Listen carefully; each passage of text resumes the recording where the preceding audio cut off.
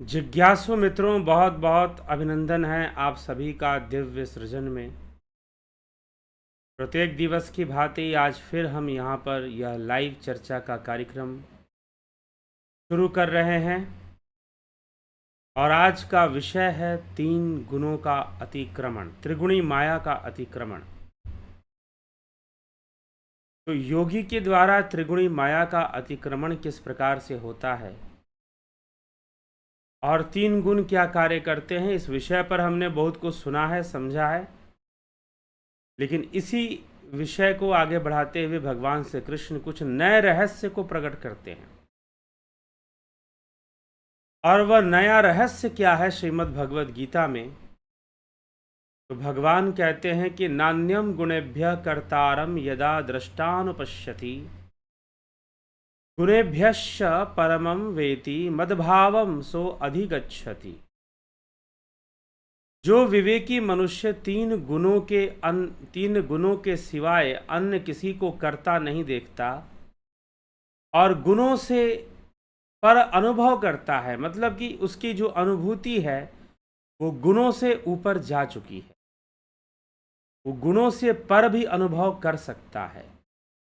और ऐसा ही व्यक्ति, ऐसा ही योगी, ऐसा ही दृष्टा मेरे सत्य स्वरूप को प्राप्त होता है। स मद्भावम अधिगच्छति। स मद्भावम, जो 3 गुणों के रहस्य को भली भांति समझता है और ये 3 गुण किस प्रकार से हम पर हावी होते हैं और किस प्रकार से हमसे कर्म करवाते हैं। कभी क्रोध हावी होता है, कभी लोभ हावी होता है, कभी मोह हावी होता है, कभी ईर्ष्या तो कभी द्वेष, तो कभी मोह तो कभी राग। ये सब हावी होते रहते हैं और हमसे कर्म करवाते हैं। तरह तरह के कर्म हम करते रहते हैं इनके प्रभाव में। तो ये सभी हमसे, ये 3 गुण मिलकर हमसे कर्म करवाते रहते हैं। पाप भी करवा देते हैं, पुण्य भी करवा देते हैं। लेकिन योगी पाप और पुण्य से भी परे, इन 3 गुणों के परे अनुभव करता है और जो मानता है, जो समझ गया है कि वास्तव में ये 3 गुण ही करता है, मतलब यही कर्म करवाने वाले हैं। जितने भी कर्म हो रहे हैं वो 3 गुणों से ही हो रहे हैं, उनके द्वारा और उन्हीं से हो रहे हैं। तो इसीलिए जो ऐसा समझ चुका है, भगवान उसके लिए कहते हैं कि वह मेरे भाव को प्राप्त हो जाता है, क्योंकि वो जान गया कि मैं अकर्ता हूँ और वह निष्क्रिय हूँ, अकर्ता हूँ और समभाव हूँ, सर्वदा आनंद में हूँ। तो इसीलिए वह मेरे भाव को प्राप्त होने में उसे समय नहीं लगेगा। तो भगवान श्री कृष्ण कुछ ऐसा वचन, ऐसा यहाँ पर समझा रहे हैं। आगे श्री कृष्ण कहते हैं अर्जुन को फिर समझाते हुए इन 3 गुणों के विषय में ही, गुणाने तान तित्य त्रिंदेहि देह समुद्भवान जन्म मृत्यु जरा दुखैर विमुक्तो अमृत मश्नुते। कि देहधारी जो मनुष्य है, विवेकी मनुष्य जो है, देह को उत्पन्न करने वाले इन 3 गुणों का अतिथ्य मतलब अतिक्रमण करता है। इन 3 गुणों का, इस त्रिगुणी माया का अतिक्रमण करता है। कैसे करता है? ध्यान योग के माध्यम से करता है। नियमित रूप से ध्यान योग का विधिवत अभ्यास करते रहने से, नियमित रूप से विधिवत अभ्यास करते हुए जब वो आगे बढ़ता है तो वह समता को प्राप्त होता है। 3 गुणों की समता और 3 गुणों के परे की अनुभूति को प्राप्त होता है। तो जो विवेकी मनुष्य है वह देह को उत्पन्न करने वाले 3 गुणों का अतिक्रमण कर देता है। अतिक्रमण करके जन्म मृत्यु और वृद्धावस्था रूप दुखों से रहित हुआ, अर्थात 3 गुण अपने में बरतते हैं। जन्म भी होता है उसका, बाल्यपन आता है, जवानी आती है, बुढ़ापा आता है, मृत्यु भी आती है, सब होता है उसके साथ। लेकिन फिर भी वो दुखों से रहित हुआ अमरता का अनुभव करता है। विमुक्तः अमृतम अश्नुते, अमृतम अश्नुते, कि वह दुखों से रहित हुआ अमरता का अनुभव करता है, अमरता का अनुभव करता है। तो आगे भगवान कहते हैं अर्जुन से। फिर अर्जुन पूछता है, अब अर्जुन वाच, अर्जुन का प्रश्न है कि हे प्रभु, इन तीनों गुणों से अतीत हुआ मनुष्य के लक्षणों से, किन लक्षणों से युक्त होता है, उसके आचरण कैसे होते हैं? जिसने अतिक्रमण कर दिया, जो तीनों गुणों का अतिक्रमण संभव कैसे है? पहले बात तो यह समझिए, यहां अतिक्रमण का शब्द का प्रयोग या अतित्य शब्द का, उसके अतीत चले जाना, उसके परे चले जाना, शब्द का प्रयोग भगवान श्री कृष्ण ने किया है। तो ऐसे शब्द का प्रयोग भगवान श्री कृष्ण ने किया है जिससे कि अतिक्रमण होता है। तो तीनों गुणों का अतिक्रमण संभव कब है? क्या युद्ध में जाना पड़ेगा, तलवार लेकर लड़ना पड़ेगा? जी नहीं, अपने मन से लड़ना पड़ेगा और विधि पूर्वक, पूरी प्लानिंग के साथ। पूरी प्लानिंग के साथ जब आप ध्यान योग करोगे, साधना करोगे, तो जितने भी तीन गुणों का जो साम्राज्य है, उसके साम्राज्य में इंद्रियां हैं, मन है, बुद्धि है, चित्त है, अहंकार है, फिर पंच विकार हैं, लोभ मोह काम क्रोध अहंकार हैं, पंच क्लेश हैं, अविद्या अस्मिता राग द्वेष और अभिनिवेश, ये पंच क्लेश हैं। 9 योग अंतराय हैं, चित्त के विक्षेप हैं, चित्त भूमियां हैं। योग सूत्र में सब वर्णन मिलता है। चित्त की भूमियां, मूल भूमि, क्षिप्त भूमि है, मूल भूमि है, विक्षिप्त भूमि है, एकाग्र भूमि है, और फिर निरुद्ध भूमि है। तो इसने अनेकों, इस तीन गुणों ने अनेकों चीजों को विकसित कर दिया है, इंद्रियों को विकसित कर दिया है। इंद्रियों की अनुभूतियां हैं, तन्मात्राएं हैं, शब्द है, स्पर्श है, रूप है, रस है, गंध है, ये तन्मात्राएं, इन तन्मात्राओं के बंधन में इंद्रियां रहती हैं। तो इंद्रियां हैं, और ये इंद्रियां सारी की सारी तीन गुणों से विकसित हुई हैं। और फिर अंतःकरण है, मन बुद्धि चित्त अहंकार, और अनेकों विकार हैं, अनेकों मानस रोग हैं, जो तीन गुणों से ही विकसित होते हैं। इन सब के साम्राज्य का अतिक्रमण कैसे होता है? इन सब के साम्राज्य का जो अतिक्रमण है वह ध्यान योग से होता है, निरंतर अभ्यास से होता है। अभ्यास वैराग्याभ्याम तन्निरोध। महर्षि पतंजलि कहते हैं कि अभ्यास और वैराग्य, अब वैराग्य कहने का मतलब लोग सोचते हैं घर छोड़ना, क्या? नहीं, वैराग्य मतलब राग ना होना, सीधी सी बात है। और राग क्या है? एक क्लेश है। वैराग्य क्लेश नहीं है, राग क्लेश है, पंच क्लेशों में आता है। अविद्या अस्मिता राग द्वेष अभिनिवेश। सुख के विषयों में आसक्ति होना ही राग है, और दुख के विषयों में आसक्ति होना द्वेष है। मतलब दुख से भागने की कोशिश करना भी तो एक आसक्ति है, और सुख के पीछे भागने की कोशिश में लगे रहना भी तो एक आसक्ति है। हमेशा सुखी बनने की कोशिश करते रहना ही सही नहीं है।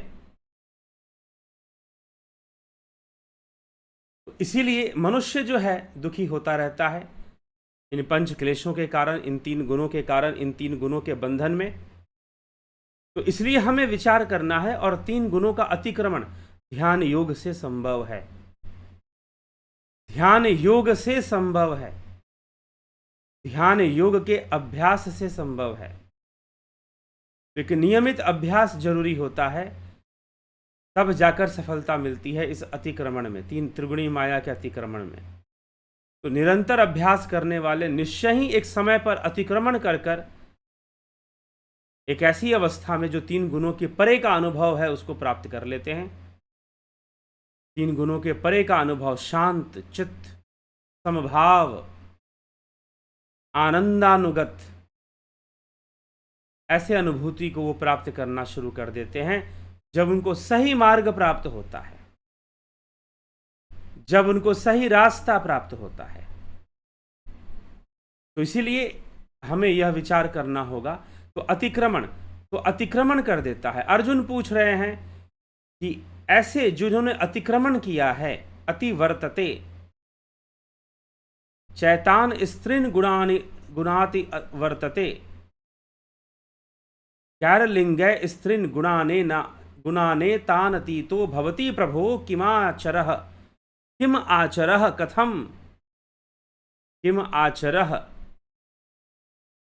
कथम च एतान तृण गुणान कथम अति वर्तते। एतान तृण गुणान कथम, हे प्रभु इन 3 गुणों से अतीत हुआ मनुष्य किन लक्षणों से युक्त होता है, उसके आचरण कैसे होते हैं, इन तीनों गुणों का अतिक्रमण कैसे किया जा सकता है।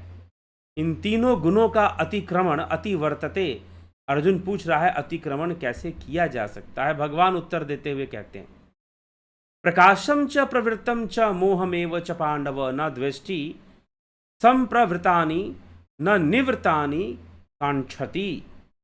हे पांडव, प्रकाश और प्रवृत्ति तथा मोह, प्रकाश और प्रवृत्ति तथा मोह, अब इसको समझिएगा, यहां पर अब अलग शब्द का प्रयोग हुआ है। 3 गुणों के लिए 3 शब्द प्रयोग हुए हैं, प्रकाश, प्रवृत्ति और मोह। योग सूत्र का अध्ययन करेंगे, पतंजलि योग सूत्र का, तो वहां भी आपको मिलेगा प्रकाश, स्थिति और क्रिया। तो प्रकाश क्या है? सत्व गुण है, क्रिया रजगुण है और स्थिति तम गुण है। वैसे ही यहां पर प्रकाश, प्रवृत्ति और मोह।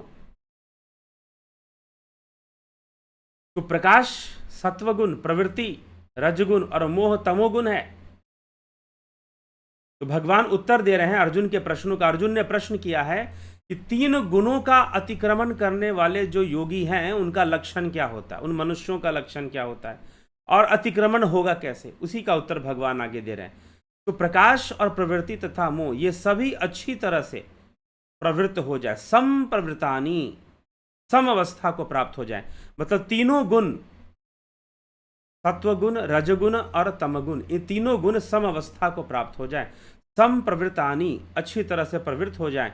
तो भी अब यहां पर, क्योंकि योगी के अंदर संप्रवृत्तानि होगा, लेकिन अब वो बाह्य रूप से भी अगर प्रकट होते हैं तो भी, अगर गुणातीत मनुष्य है, अगर उसने गुणों से ऊपर जाना सीख लिया, अतिक्रमण कर लिया है, तो गुणातीत मनुष्य है, तो वह इनके प्रवृत्त होने पर भी, अगर ये प्रवृत्त होते हैं, हमारे जीवन में आते भी हैं, तो इनसे द्वेष नहीं करता, इनके प्रति द्वेष भावना नहीं रखता, और निवृत्त हो जाए तो भी इनकी इच्छा नहीं करता। अर्थात जो गुणातीत मनुष्य है, जिसने त्रिगुणी माया का अतिक्रमण कर लिया है, अगर उसके जीवन में 3 गुणों का प्रसार हो भी रहा है तो भी उसमें आसक्त नहीं है, और अगर नहीं हो रहा है, निवृत्ति में चला गया है, तो भी उसकी इच्छा नहीं है कि किसी गुण का विकास हो और कोई गुण जो है उसे परेशान करे, कोई गुण जो है उसे व्यथित करे। ऐसा संभव नहीं हो पाएगा, क्योंकि वो तीनों गुणों का अतिक्रमण पहले ही कर चुका है। और जब तीनों गुणों का अतिक्रमण पहले ही कर चुका है, तीनों गुणों का अतिक्रमण पहले ही कर चुका है, तो हे पांडव, तो उसे कभी इच्छा ही नहीं होगी कि 3 गुण प्रवृत्ति में आए। निवृत्ति में है तो भी ठीक है, प्रवृत्ति में है तो भी ठीक है। योगरतो वा भोगरतो वा संगरतो वा संगविहीन, कैसे भी रहो ना, क्या फर्क पड़ता है। जंगल में रहो तो भी ठीक, घर में रहो तो भी ठीक, हो गया। तो इस प्रकार से उनको ज़्यादा फर्क ही नहीं पड़ता है। तो इसलिए अगर वो प्रवृत्ति में 3 गुण आते हैं तो भी दिक्कत नहीं, निवृत्ति में आते हैं तो भी, उनके लक्षण बताए गए हैं।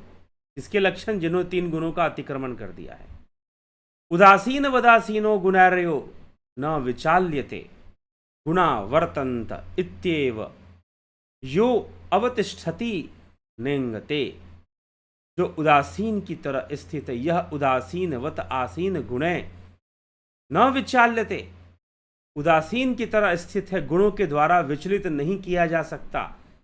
जिनको गुणों के द्वारा विचलित नहीं किया जा सकता, गुण ही गुणों में बरत रहे हैं, इस भाव से जो अपने ही स्वरूप में स्थित रहता है, यह अवतिष्ठति। भाई गुण ही गुण में बरत रहे हैं, ये गुणों का अपना खेल है और वो अपना खेल खेल रहे हैं, गुण ही गुण में बरत रहे हैं, ऐसा समझकर वो स्थित रहता है, स्थित रहता है, स्थित प्रज्ञ रहता है और स्थित रहने की चेष्टा स्थित रहता है और स्वयं कोई भी चेष्टा नहीं करता है। ठीक, इस प्रकार से भगवान ने फिर 24वें श्लोक में कहते हैं, सम दुख सुख स्वस्था समलोष्टाश्रम कांचना तुल्य प्रिया प्रियो धीरस्तु तुल्य निंदात्म संस्तुति मानापमान योस्य तुल्यस्तुल्यो मित्रारिपक्षयो सर्व आरंभ परित्यागी गुणातीत स उच्यते।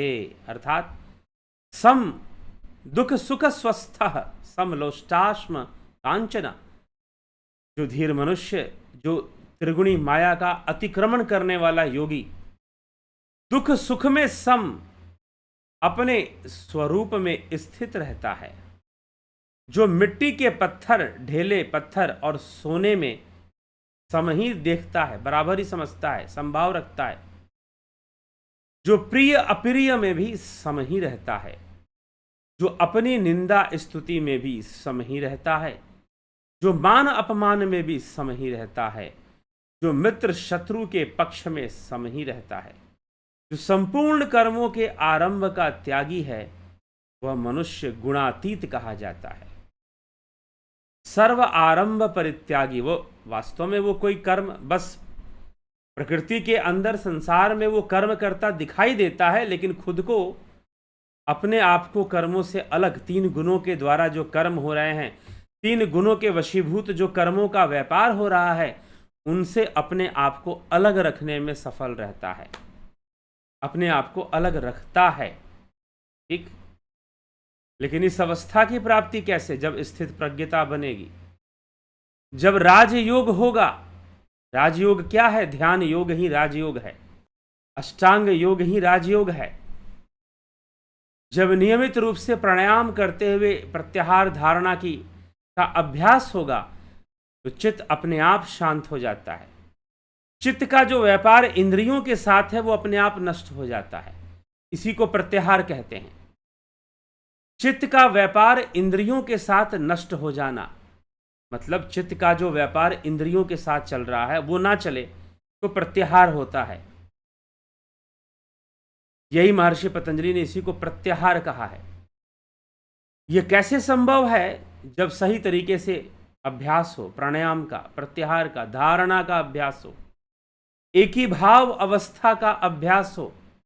इसलिए भगवान कृष्ण भी बहुत ज़्यादा अभ्यास पर विचार देते हैं। पहले 13वें और 8वें अध्याय में उन्होंने काफ़ी अभ्यास पर बोला, 6ठे अध्याय में भी अभ्यास पर बोला है। तो अभ्यास ही बनना पड़ेगा, सिर्फ सुनने से नहीं हो जाएगा, सिर्फ मान लेने से नहीं हो जाएगा। आप कहते हो ना कि हम मान लेते हैं कि भगवान है, कुछ लोग कहते हैं कि भगवान तो मानने की ही चीज़ है। तो भगवान कृष्ण को अभ्यासी बनने के कहने की आवश्यकता किसके लिए? अभ्यासी बने, मानने के लिए या सत्य को जानने के लिए? तो वास्तव में श्रीमद् भगवद गीता क्या समझा रही है, कृष्ण क्या समझा रहे हैं, हम कितना समझ पाते हैं? लेकिन गीता पर लोगों का ध्यान नहीं होता। वो तो सोचते हैं कि भागवत कथा सुनेंगे और नाच लेंगे, गा लेंगे, बस हो गया। लेकिन श्रीमद् भगवद गीता में श्री कृष्ण कितना गूढ़ उपदेश दे रहे हैं, इस पर बहुत कम लोग विचार कर पाते हैं। और आजकल तो कृष्ण भक्ति कुछ विचित्र ही टाइप की चली हुई है, समाज में अलग ही चला हुआ है। ठीक, तो जो अलग ही चला हुआ है, विचित्र ही चला हुआ है, उसको समझने की आवश्यकता है और श्रीमद् भगवद गीता को समझने की आवश्यकता है। तभी जाकर हम वास्तविक श्री कृष्ण को जान पाएंगे, वास्तविक श्री कृष्ण को जान पाएंगे। अगर गीता नहीं सुनी, सिर्फ कथाएं सुनी, कैसे काम चलेगा? माम च यो अव्यभिचारिणे भक्ति योगेन सेवते स गुणान समतित्य तान ब्रह्म भूयाय कल्पते। और जो मनुष्य अव्यभिचारी भक्ति योग, व्यभिचारी मतलब, व्यभिचारी का मतलब क्या है और अव्यभिचारी का क्या अर्थ है? अव्यभिचारी भक्ति और व्यभिचारी भक्ति। व्यभिचारी भक्ति मतलब जहां श्रद्धा भटकती रहे, कभी इधर कभी उधर लग जाए, कभी कुछ सोच ले, कभी कुछ सोच ले, कभी कैसे सोच ले, कभी कैसे सोच ले। नहीं, अब भक्ति की परिभाषा हम जानने की कोशिश करें तो आदि गुरु शंकराचार्य, शंकराचार्य का नाम लेकर लोग बहुत ज़्यादा मनमर्जी करते हैं। कुछ लोग कहते हैं कि भाई शंकराचार्य ये है, शंकराचार्य ने कहा है, शंकराचार्य जी ने ये कह दिया है, शंकराचार्य जी ने वो कह दिया है।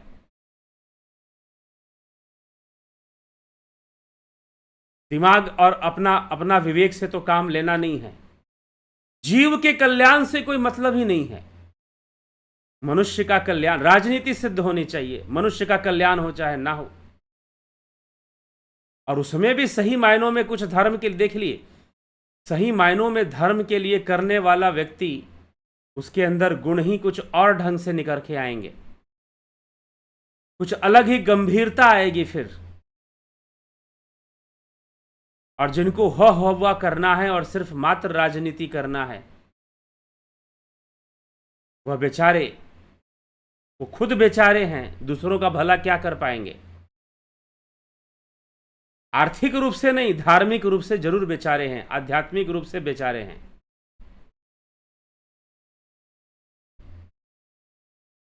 इसीलिए हमें बहुत गंभीरता से विचार करना चाहिए। आदि गुरु शंकराचार्य भक्ति की परिभाषा देते हुए कहते हैं, आत्मा का अनुसंधान करना ही भक्ति है।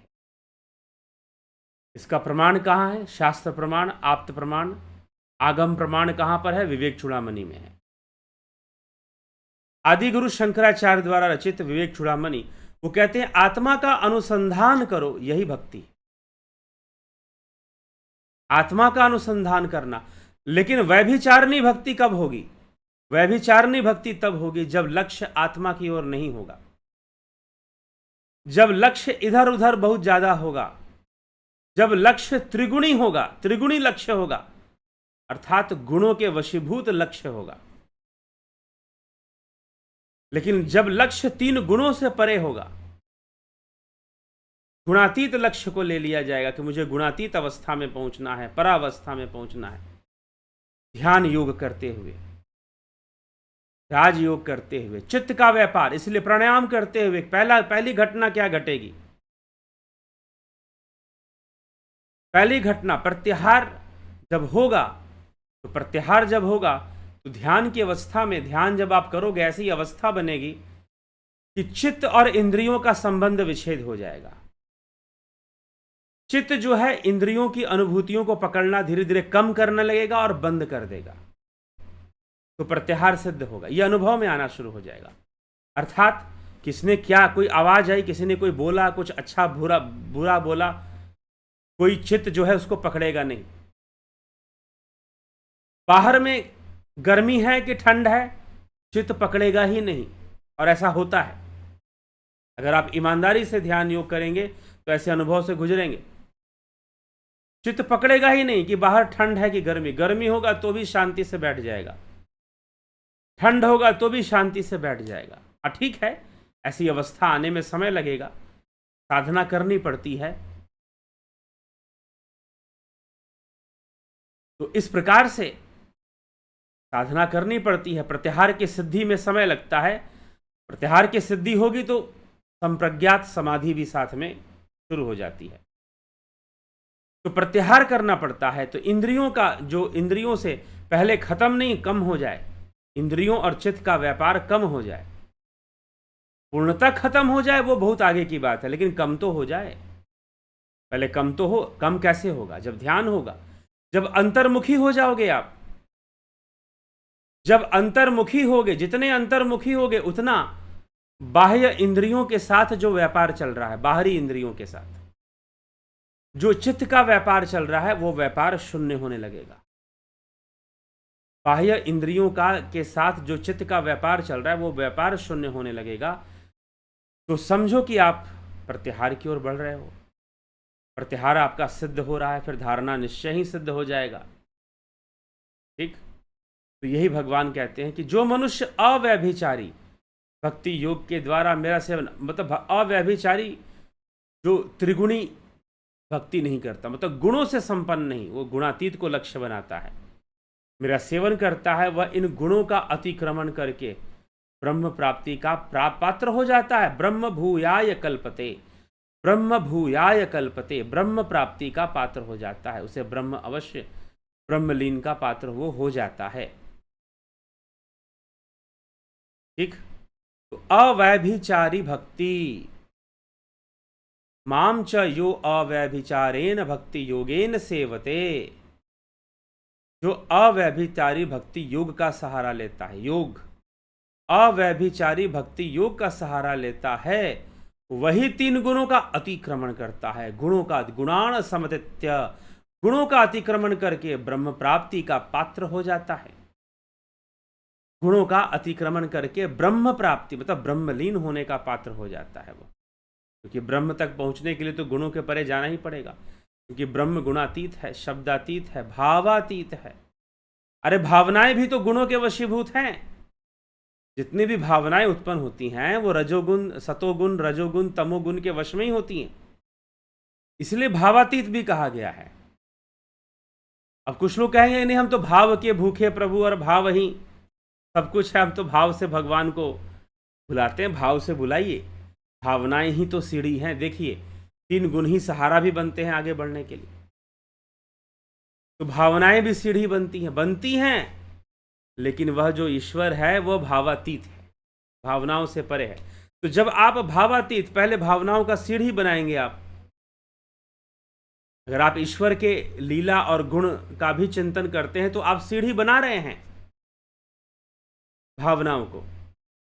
लेकिन भावनाओं को सीढ़ी बनाकर अब एक ही भाव अवस्था में आना है, एक वृत्ति अवस्था में आना है, दूसरी कोई वृत्ति रहे नहीं, एक ही भाव हो जाओ, शांत एक वृत्ति हो जाओ, दूसरी कोई वृत्ति बचे ही ना, ऐसी अवस्था में फिर आना है।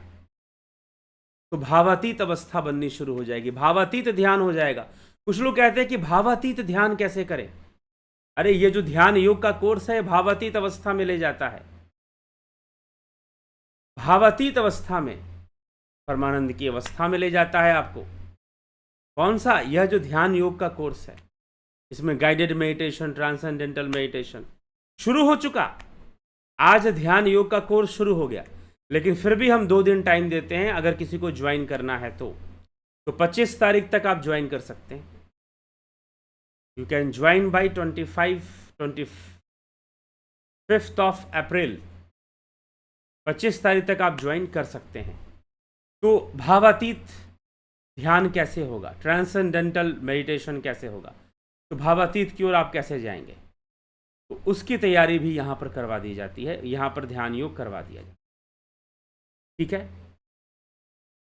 तो हम जब अभ्यास करेंगे, राजयोग को अपना सहारा बनाएंगे, ब्रह्मणो ही प्रतिष्ठा ममृतस्य अव्यस्यस्य च शाश्वतस्य च धर्मस्य सुखस्य कांतिकस्य च, अर्थात इसका अर्थ क्या है? भगवान कहते हैं क्योंकि ब्रह्म का और अविनाशी अमृत का तथा शाश्वत धर्म का और एकांतिक सुख का आश्रय तो मैं ही हूं। अर्थात अहम, अहम मतलब वह आत्मा, वह ब्रह्म, क्योंकि ब्रह्म का और अविनाशी अमृत का तथा शाश्वत धर्म का और एकांतिक सुख का जो आश्रय है वह स्वयं वह परमात्मा है, स्वयं आत्मा ही है। इसीलिए अहम शब्द का यहाँ प्रयोग हुआ है कि अहम मतलब वो स्वयं ही, स्वयं आत्मा ही इसका आश्रय है। अब इससे भी ये प्रमाणित होता है कि आपको जीवन में आत्मा की ओर बढ़ना चाहिए, क्योंकि ब्रह्म का और अविनाशी अमृत का तथा शाश्वत धर्म का और एकांतिक सुख का आश्रय तो वह आत्मा ही है। तो एकमात्र आत्मा ही सनातन है और आत्मा की ओर बढ़ना ही सनातन धर्म है। अगर आप सच्चे सनातन धर्मी हो तो आपको आत्मा की ओर आगे बढ़ना चाहिए। अब किसी महानुभाव ने पूछा कि फिर ये जो मंदिर तीर्थ हैं इनका हमें क्या करना चाहिए? इनसे कई लोगों का रोजगार चलता है। अरे वो तो शिरडी में भी रोजगार चलता है कई लोगों का, वहां पर भी कई लोगों का रोजगार चलता है, कई गरीबों का। कितना सोच पाए गहराई में जाकर, गहराई में जाकर कितना सोच पाए। सबसे बड़ी बात, चलिए छोड़िए, आज वर्तमान में मंदिर बहुत सारे बने हुए हैं, बहुत तरह के, लेकिन हम पीछे चलते हैं इतिहास में तो हम देखते हैं कि ज़्यादातर तीर्थों की जो स्थापना है वो योगियों के द्वारा हुई है, आत्मज्ञानियों के द्वारा हुई है। जैसे कि काशी ही है, चाहे वो प्रयागराज ही है, ऐसे ऋषि मुनि योगी जिन्होंने आत्मज्ञान का उपदेश दिया, आत्मज्ञान का, क्योंकि आत्मा में ही ब्रह्म का आश्रय, ब्रह्म वहीं से मिलने वाला है, शाश्वत सुख और अविनाशी अमृत और शाश्वत धर्म और एकांतिक परम सुख, एकांतिकस्य सुखस्य प्रतिष्ठा अहम। इन सब की प्रतिष्ठा आत्मा में है। इसलिए आत्मज्ञान की ओर आगे बढ़ो, आत्मा को जानने की ओर आगे बढ़ो। कृष्ण की पूजा करते हो लेकिन कृष्ण को ही नहीं जानते। अब शिव कथा हुई वाराणसी में, लोगों ने कथा सुनी, लेकिन कितना समझे वो एक अलग बात है। शिव कथा का सार क्या है? यही सार है कि सती शिव की अर्धांगिनी है लेकिन शिव को नहीं जानती। पार्वती जी, माता पार्वती जी शिव की अर्धांगिनी है लेकिन शिव को नहीं जानती। लेकिन जब जानने की इच्छा हुई कि मैं शिव तत्व को जानूं तो भगवान शिव ने पार्वती जी को ज्ञान दिया, और उसी ज्ञान पर शिव पार्वती संवाद, भवानी शंकर संवाद, शिव और शिवा संवाद, इसी पर आधारित है संपूर्ण योग विज्ञान। आत्मज्ञान का पूरा विज्ञान इसी पर आधारित है। शिव संहिता पढ़ लीजिए। शिव संहिता क्या है? शिव पार्वती संवाद है, लेकिन शिव संहिता में चर्चा किसकी है? योग की चर्चा है,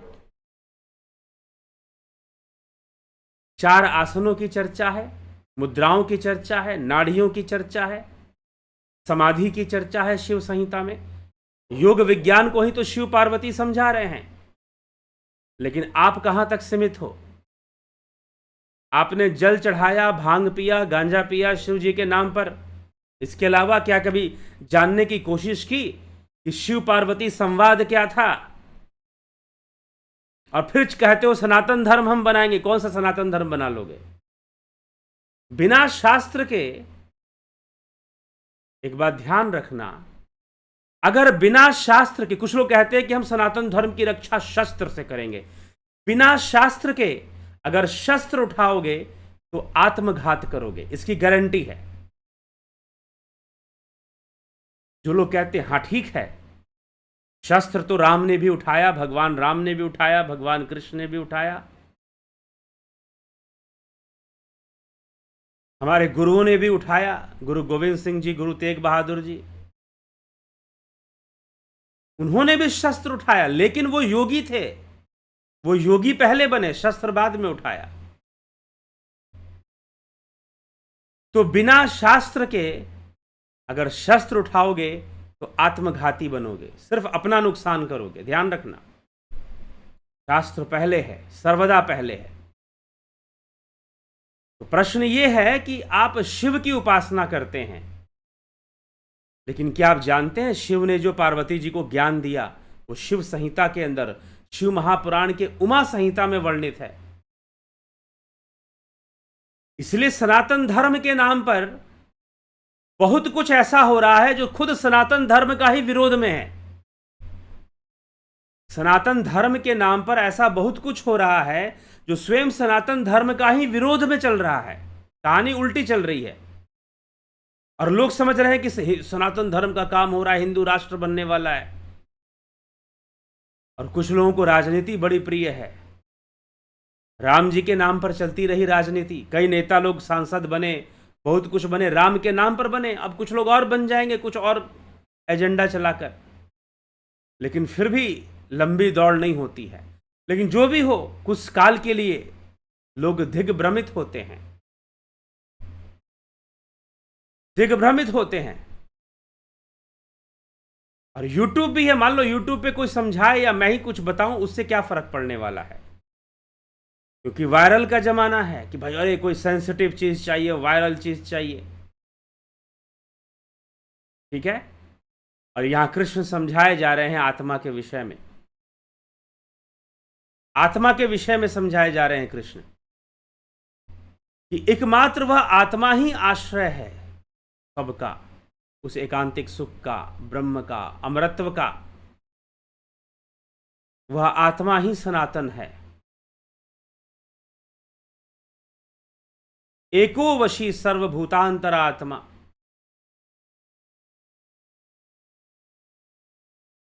उसी एक आत्मा के वश में सब कुछ है, सारे भूत। तो वह, उसको जानो, वह आत्मा ही सनातन है।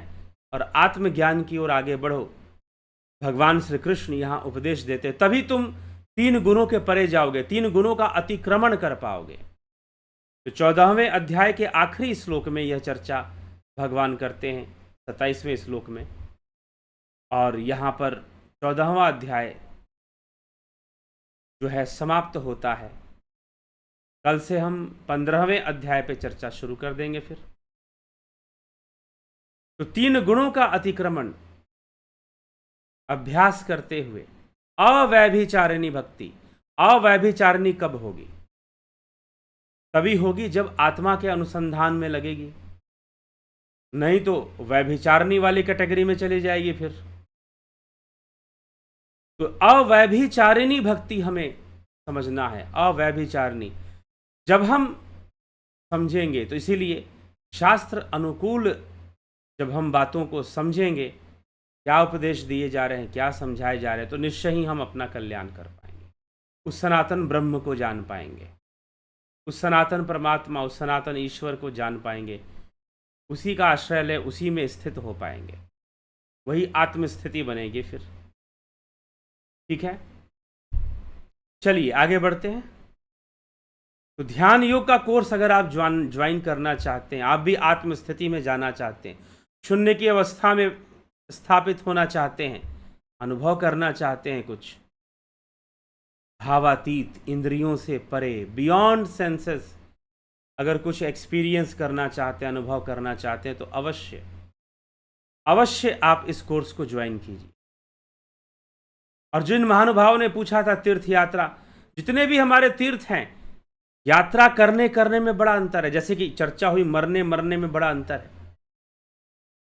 आए हैं सो जाएंगे, राजा रंग फकीर, एक सिंहासन चढ़ी चले, एक बंदे जंजीर।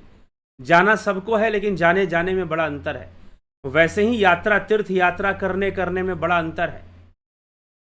आप जब तीर्थ यात्रा करते हो, कोई भी तीर्थ यात्रा अगर आप कर रहे हो, ज्योतिर्लिंगों की यात्रा कर रहे हो, किस भाव से कर रहे हो? आपने शिव को किस रूप में जाना है? कुछ लोगों ने भगवान शिव को बस इतना ही जाना है कि शिव जी भांग पीते थे, पार्वती जी भांग घोटती थी और शिव जी भांग पीते थे, बस इतना ही जाना, इसके अलावा कुछ नहीं जानते वो। लेकिन जिन्होंने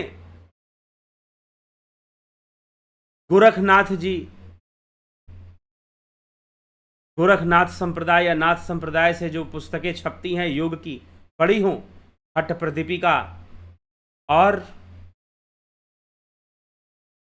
योग बीज और बहुत सारे योग के रहस्य को बताने के लिए, जो जानते हैं, जो शिव और शिवा संवाद को जानते हैं, विज्ञान भैरव को जो जानते हैं, विज्ञान भैरव तंत्र,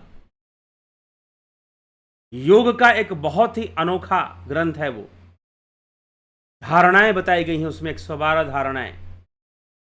जो शिव संहिता को जानते हैं, जो उमा संहिता को जिन्होंने अध्ययन किया है, जिन्होंने योग रहस्य को जाना है कि शिव जी ने कौन सा योग रहस्य पार्वती जी को बताया था, वो शिव को वास्तव में जानते हैं और वो वैसी भावना लेकर तीर्थों की यात्रा करते हैं। तीर्थ यात्रा करना गलत नहीं, लेकिन जो आत्म तीर्थ को जान गया है और फिर तीर्थ यात्रा करता है, तो वो कई गुना ज्यादा लाभ उठाता है। तीर्थ यात्रा का कई गुना ज्यादा लाभ उठाता है। लेकिन जो बस यही सोचते हैं कि जल चढ़ा देना है, बेलपत्र चढ़ा देना है, भांग चढ़ा देना है, भांग घोट के पी लेना है, प्रसाद ले लेना है, सावन का महीना आने वाला है कुछ दिनों बाद, अभी समय है सावन में, तो जिनको बस ऊपर की बस देखा देखी की बातें, शास्त्र अध्ययन से कोई मतलब नहीं। अरे भाई, अगर आप एक सच्चे सनातन धर्मी बनना चाहते हो, कि दृढ़ और कट्टर बनना चाहते हो भीतर से, शास्त्र अध्ययन सही से करो, तब जाके वो दृढ़ता आएगी। नहीं तो हवा हवाई बातें हैं। आजकल लोग बस वही बात है, मैं बार बार बोलता हूं, अच्छा नहीं लगता मुझको, हुआ करना है सीआर की तरह, और अपने आप को हिंदू समझते हैं, फिर सनातन धर्मी समझ लेते हैं। नहीं चलेगा। अगर ये चला तो सिर्फ नुकसान होने वाला है इस सनातन धर्म का, लाभ तो नहीं होने वाला कम से कम। तो जब आप शास्त्र अध्ययन कर लेते हैं और योग मार्गी बन जाते हैं, और योग साधना करके जब आप दिव्य अनुभूतियों को प्राप्त कर लेते हैं, मतलब आत्म तीर्थ की यात्रा शुरू हो गई। ये जो ध्यान योग है, यह आत्म तीर्थ की यात्रा करवाता है। ये जो ध्यान योग का कोर्स है, यह आत्म तीर्थ की यात्रा करवाता है। तो जब आत्म तीर्थ की यात्रा शुरू हो जाएगी ना, फिर तीर्थों में खूब घूमोगे ना, तो एनर्जी आपको ज़्यादा लाभ मिलेगा। क्योंकि जब भी तीर्थ में जाओगे, जब भी केदारनाथ जाओगे, तो आदि गुरु शंकराचार्य की समाधि वहाँ पर उनका वो आपको स्मरण होगा। शिव ने पार्वती को कौन सा दिव्य ज्ञान, वहाँ की जो डिवाइन ऑरा है, वाइब्रेशन है, उसको आप समझ पाओगे और उसको रिसीव कर पाओगे। उस सकारात्मक ऊर्जा को आप रिसीव कर पाओगे, पॉजिटिव एनर्जी को आप रिसीव कर पाओगे जब आप तीर्थ यात्रा करोगे। तो तीर्थ यात्रा करने में बहुत फर्क होता है, ठीक है। इसलिए दर्शन बड़ी विचित्र चीज होती है। किस भावना से दर्शन करने कुछ लोग गुरु दर्शन करने जाते हैं। ये गुरु शब्द बड़ा ही सस्ता हो गया आजकल, कोई किसी को भी गुरु बोल देता है, चलिए ठीक है। लेकिन दर्शन करने जा रहे हो, किस भावना से जा रहे हो? जैसी भावना से जाओगे वही ग्रहण करोगे, वैसे ही कृपा को ग्रहण करोगे। फिर तो जिनके पास सही ज्ञान है, आत्म तीर्थ की यात्रा जिन्होंने कर ली है, वो जब तीर्थों की यात्रा करते हैं तो विशेष लाभ उठाते हैं, विशेष लाभ उठाते हैं। और उनके लिए कोई जरूरी नहीं कि वो बहुत भीड़ भाड़ में जाए, जबरदस्ती के दिखावे के लिए जाए, सारी दुनिया ऐसे जाती है तो हम भी वैसे ही जाएंगे, नहीं। वो अलग ही विचारधारा लेकर यात्रा करते हैं, उस वाइब्रेशंस को कैच करने के लिए। तीर्थ यात्रा करने में भी फर्क हो जाता है। इसलिए आत्मज्ञान होने से कोई तीर्थ यात्रा में कोई फर्क नहीं पड़ने वाला, करना है करो। तो इसीलिए आत्मज्ञान के मार्ग पर चलना, यह शास्त्र सम्मत तथ्य है कि आत्मज्ञान के मार्ग पर चलना, आत्मा के ज्ञान के मार्ग पर चलना, यह जो है आत्मा का ज्ञान और उसके मार्ग पर, यह आत्मतीर्थ, स्वयं को जानना, त्रिगुणी माया से ऊपर उठना, जीवन को, पहले तो जीवन ही अच्छा हो जाता है, मोक्ष मिलना तो बहुत दूर की बात, हम अपने लाइफ को ही बेहतर बना लेते हैं, हम अपने लाइफ स्टाइल को बेटर कर लेते हैं, अच्छा कर लेते हैं, ठीक है। वो करना जरूरी है। ध्यान योग से मुक्ति होगी, मोक्ष होगी, हम तो ऐसा नहीं कहते। पहले तो आपका जीवन अच्छा होगा, आपका जीवन बेहतर होगा, और जब आपका जीवन बेहतर होगा, जीवन सुंदर होगा और जीवन बेहतर होगा, तो निश्चय ही आपको अच्छा लगेगा, सबको अच्छा लगेगा, आपके परिवार को भी अच्छा लगेगा। तो कई लोग ध्यान योग करते हैं, बाद में उनके कुछ परिवार के सदस्य भी कर लेते हैं। कुछ ऐसे लोग हैं जहाँ के पूरे परिवार के हर सदस्य ने ही ध्यान योग का कोर्स किया। कुछ लोग ऐसे हैं भी जिन्होंने कोर्स को रिपीट किया, ऐसे भी हैं, ऑनलाइन कोर्स को रिपीट किया, मुझे पूरा फिर से करना है। चलिए ठीक है, बहुत अच्छी बात है, आगे बढ़ते हैं। वैसे रिपीट करने की आवश्यकता नहीं पड़ती है, क्योंकि जो एक बार कोर्स कर लेता है उसको जो है वो पूछता है, या कोई भी दिक्कत है तो उसे बताया जाता है। जो एक बार कोर्स कर लिया, अगर उसे कोई दिक्कत आती है कुछ भी साधना करने में, कोई अभ्यास करने में, तो उसे निःशुल्क फिर बताया जाता है कि हाँ आप ऐसे आगे बढ़िए, करिए। लेकिन फिर भी किसी की इच्छा है कि पूरा कोर्स मुझे रिपीट करना है तो कर सकता है, तो चलिए आगे बढ़ते हैं और आपके कमेंट्स को देखते हैं। राजू पाल जी बहुत अभिनंदन है। नवज्योति नाथ जी, अवधेश कुमार जी, संतोष कुमार जी, नरेंद्र माकोड़े जी, किशोर वैद्य जी, शंकर प्रसाद जी, गोविंद प्रसाद कोरी, विक्रम सिंह, विनोद कुमार सूद जी, रतन सिंह जी बहुत अभिनंदन है। सविता नायक जी, योगेंद्र पंडित जी, घनश्याम सरोदय, रूपलाल विश्वकर्मा, श्वेता राय सिन्हा जी बहुत अभिनंदन है आप सभी का। गोविंद प्रसाद नीमा ji, Ram Niwas Meena ji, Ram Gopal Jangir ji, AK Tyagi ji, Vishnu Chandra Maurya ji, only earn money app, Vimla Shah, Palakdhari Rajbhar, AAG, Madhuri Kole ji, spiritual with scientific proof, Yogesh Khairnar, Ramvilas ji, Aman Kakkar, Shweta Kanhai Kumar, Pushpa Sharma, Vinod Kumar Sharma ji, Jagat Narayan जी, नूतन भट्ट, सौम्या शर्मा। प्रत्याहार हुआ है, इसका कैसे चित्त शांत हो जाएगा, चित्त इंद्रियों की गतिविधियों से चंचल नहीं पड़ेगा जल्दी। ठीक। जयेश शाह जी, नरसाराम जी, अमन, नीतीश सिन्हा, कमलेश खैरनर, धन्यवाद भारत, श्रीनिवास कुमार, पवन कुमार गुप्ता जी बहुत अभिनंदन। स्टडी विथ अवनीश, क्या माया अनादि शाश्वत सनातन पुरातन है? अगर है तो कैसे, जरा समझाइए। माया अनादि है मतलब माया का कोई आदि नहीं है, लेकिन किसके लिए? माया का पहले यह समझिए कि माया है कहां पर। माया इंद्रियों में है,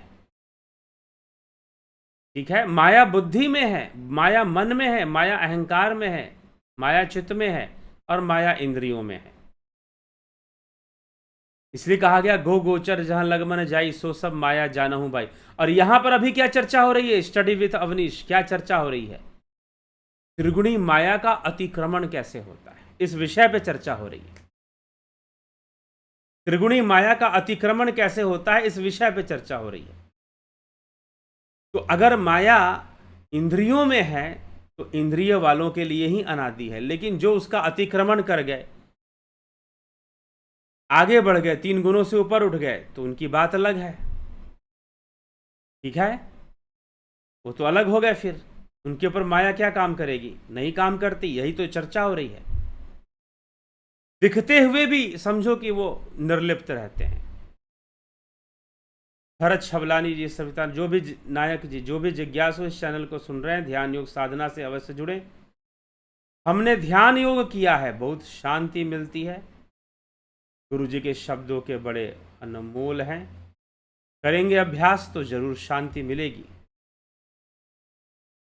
अनुभव होंगे जो बता रहे हैं, गुरु जी जो बता रहे हैं हमने अनुभव किया है। सविता नायक जी कह रही हैं कि जो बता रहे हैं वो हमने अनुभव किया है। जी हाँ, घट में ही नाद, घट में ही ज्योति और बहुत कुछ अनुभूतियां शुरू हो जाती हैं, ठीक है। तो इसको हमें समझना है और इस पर हमें कार्य करना है। ध्यान योग अगर आपको करना है तो आप संपर्क करेंगे कहां पर?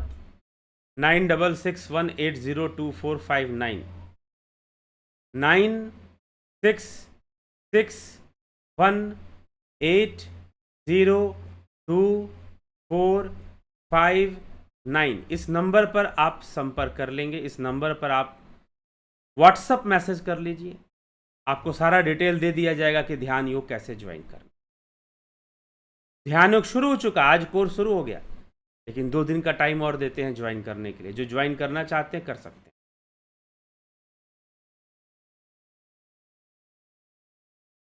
तो इसी के साथ हम अभी विचारों को विराम देते हैं। कल फिर मिलते हैं लाइव चर्चा में 9 PM पर। तो बहुत बहुत आभार आप सभी का। ओम तत्सत।